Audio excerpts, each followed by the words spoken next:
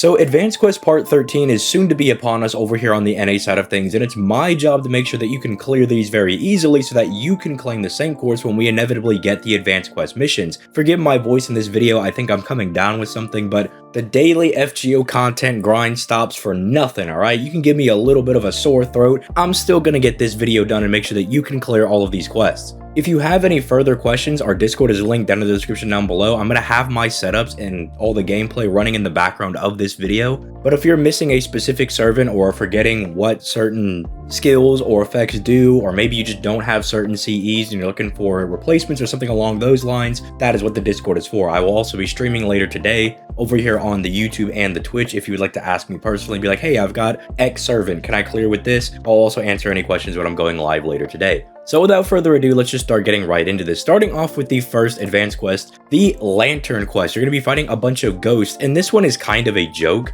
Either bring a servant that already has Pierce Invincibility, the ability to remove buffs off of their opponent, or just bring a Pierce Invincibility CE. One of my favorite Pierce Invul CEs to bring is the Valentine's Witches one that has Morgan and Sith on it. Go figure, I'm going to use a CE that has Morgan on it, but any Pierce Invincibility CE will do on any AoE servant. I mean AoE caster, AoE berserker, alter ego, because while I could explain the gimmick of this quest, you realistically just need to bop them with one big AoE NP and move about your day. So support your main AoE servant with any servant that you have. If they're Buster, bring your Merlins, your Waivers. If they're Arts, bring Jufu, bring Castoria, bring Tamamo if they're quick. I mean, if you don't have Scotty, I guess you could bring somebody like Wuzation, the assassin version of her at least. Suffice to say, not a very hard quest to get through. I mean, it's really easy, so treat this as basically free Saint Quartz or a free quest to get done in your progress towards the missions that we're going to be getting later on this year. And even if you can't one-shot them, as you can see in my gameplay, I just kind of purposefully brought some nothing servants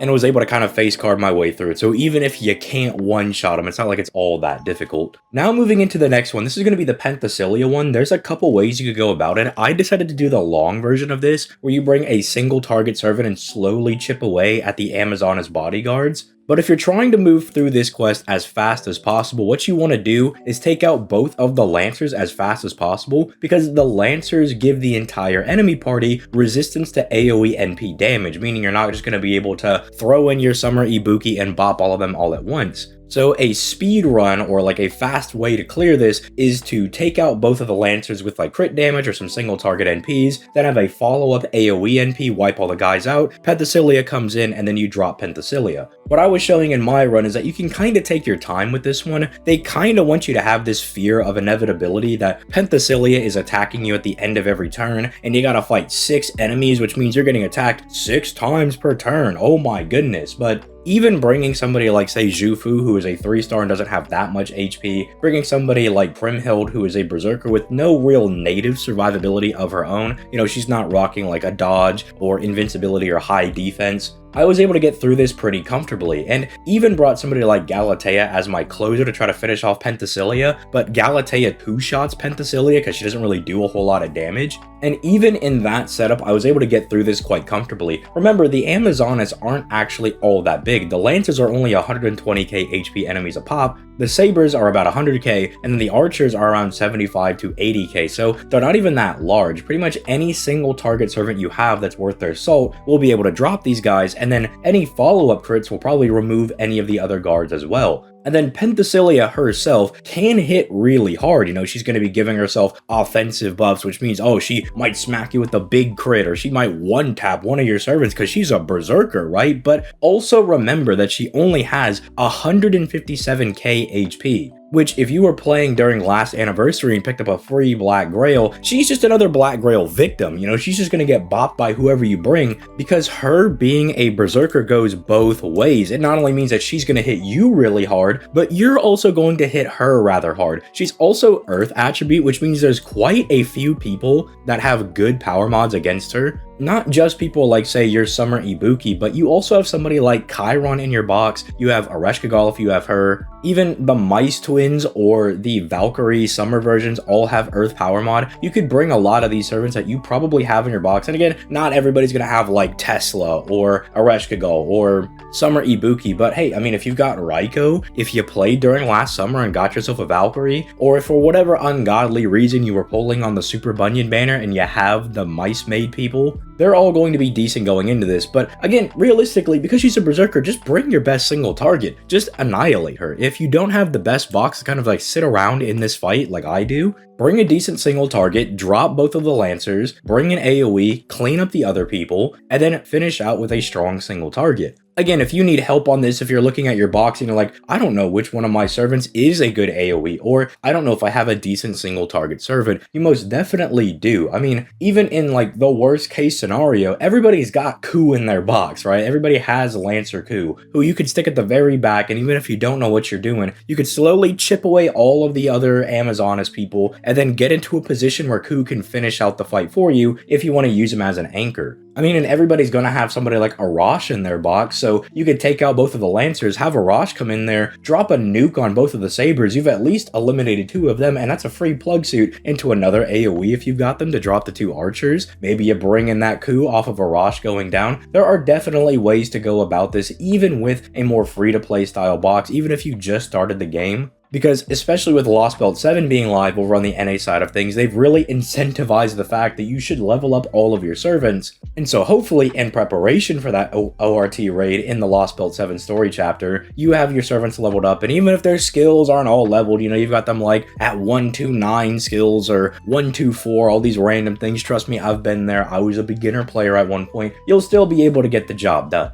Then finally, there's the Mao Nobu fight, which is kind of just a standard mini boss fight. She's not too large, having about 200k on the first break bar and 300k on the second. She has some decent damage cut, but it's not really going to matter all that much if you're bringing a strong buff servant. Like, I'm using the free-to-play BB in this fight, and she was able to effectively one-shot both of her bars. You do got to keep in mind that she is going to remove all of your party's buffs whenever you do break her bar and give herself 2 guts. So it is something that you're going to be there for a little bit longer than you're probably intending, and you do need to keep in mind that your buffs are going to get removed. And this is kind of a BB check on some people's boxes. Now, we do know that because of the Evocation Festival, BB will be free without having to use rare mana prisms over here on the NA side of things eventually, but it is kind of a BB check, because if you have the OG BB, she just turns Mao Nobu into a BB victim. Like, she just kind of flubes all over the place and takes her down. Especially because BB is arts, and you can use her alongside Jufu to not only get the arts buff, but also get the 1-turn buff removal resistance from Jufu's 3rd skill, the battery skill. And so if you time it accordingly, where you know you're going to bring down the enemy's break bar, which I did without Black Grail, I was using the free-to-play Vitra CE on my BB, and I was still able to one-shot the bar, so it's not even like you gotta go crazy with damage. You can then keep all of your buffs and continue to just obliterate Mao Nobu over there. It also really helps because if you get unlucky with your card RNG and you're not exactly getting, you know, arts follow-up cards to refund your BB's NP bar, she just has general crit damage, so even if you get like your Buster and Quicks, she can still make some pretty nice light work of this fight.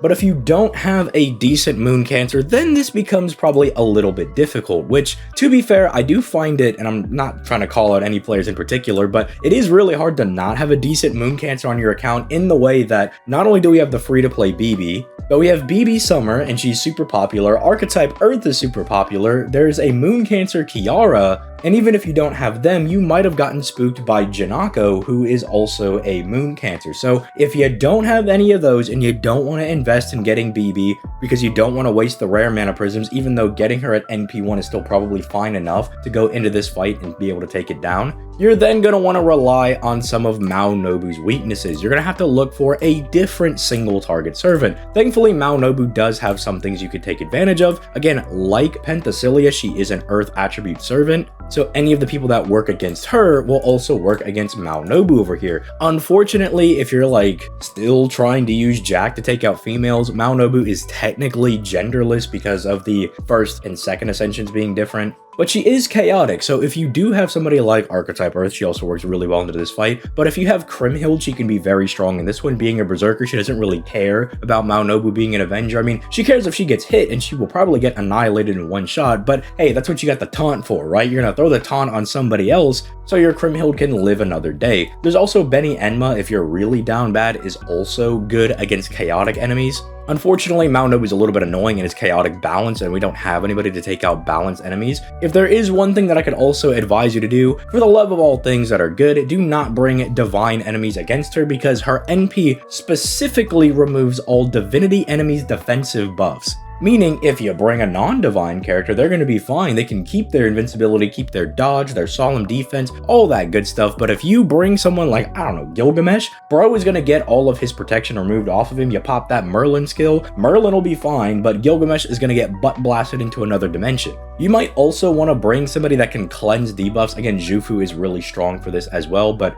if you're trying to get additional guys to clear off debuffs, because she will inflict fear to your entire frontline party, which can randomly stun you and lower your attack, which is a little bit annoying. So just make sure you have a way to kind of cleanse those debuffs, but she's definitely one of those fights that is stronger if you don't know what's coming. And because you watched this video, you know exactly what she's going to try to do to you. She's going to try to remove all of your buffs, hit you with a surprise double guts, and then try to mop up your entire party. But you know to bring Jufu to protect yourself against that. You know what servants are good going into her. And if you, again, have any further questions, I'll be going live later today, my bad. Again, sick brain coming in clutch. And we also have the Discord down in the description down below if you have any further questions. If you have a question about, oh, can I use my Melusine for this fight? My Melusine's NP2, but I have no Black Grail. You know, people in the Discord will answer those questions for you. But with all that being said, let me know what team comps you're going to be using in the comment section down below. If you found this video to be informative or helpful, or maybe even entertaining, that'd be a surprise, then I would appreciate a like on the video and a subscription to the channel, as I do pump out these videos every single day. I try to make sure that you are informed on all things that are going on both versions of the game. There is also a Patreon down in the description down below, which gives you access to an exclusive channel in the Discord, where you can suggest things like patron exclusive videos, which I've been known to put out on occasion. So if that is something that interests you and you want to go that extra mile, it is there for you, but do not feel pressured to do it. It's just there for people that want access to that exclusive channel and the patron exclusive videos. Leaving a like, watching the video, and commenting down below is more than enough for me. But with all that being said, I'm going to go ahead and get out of here. You guys have yourselves a nice day, and I'm going to go try to get better. So